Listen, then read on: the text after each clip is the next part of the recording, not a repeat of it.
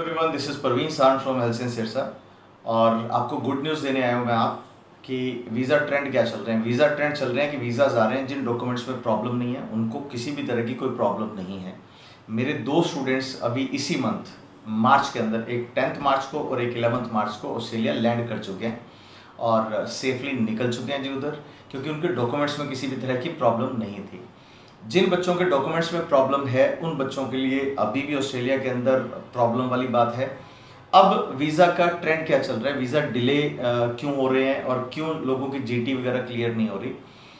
सबसे पहले जब ये हरियाणा वाली स्टेट बोर्ड वाली जो न्यूज़ आई आप लोगों के सामने कि बच्चों के डॉक्यूमेंट्स फेक थे, उनके वीज़ा कैंसिल कर दिए गए, उसके अलावा कुछ एक और इंसिडेंट हुए कि कुछ पीटी सेंटर्स पे, जो प्राइवेट पीटी सेंटर्स हैं, वहाँ पे कुछ घपलेबाजी हुई। एक पर्सन को बदल के दूसरे पर्सन को वहाँ पे बिठा दिया गया। अब इस तरह से चीज़ें हुई और मतलब ये एक सोर्सेज बताते हैं कि इस तरह से कुछ हुआ है। तो उसकी जगह पे जब वहाँ पे चेक किया गया, जब इंटरव्यू आया तो बच्चे से इंटरव्यू क्रैक नहीं हुआ। अब आपने शॉर्टकट तो निकाल लिया कि हाँ ठीक है, अभी मैंने इस तरह से पीटी क्लियर कर ली।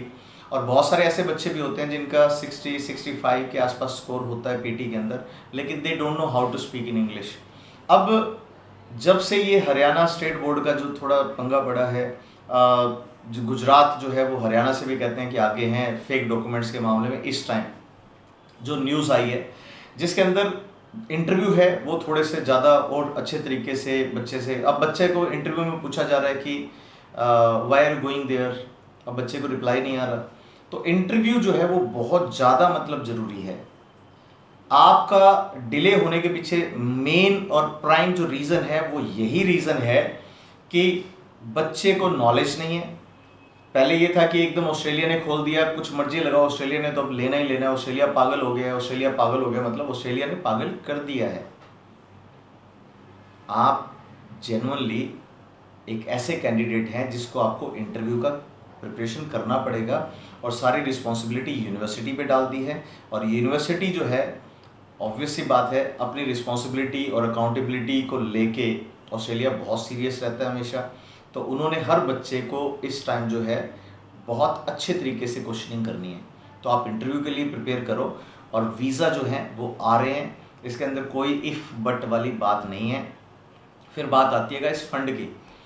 फंड आप किसी से करवा रहे हो, आपको पता ही नहीं कि फंड में उसने क्या दिखाया क्या नहीं दिखाया, ये बिल्कुल गलत है और आपके ऊपर बिजली गिरेगी गिरेगी। इसके अंदर कोई इफ़ बट वाली कहानी नहीं है।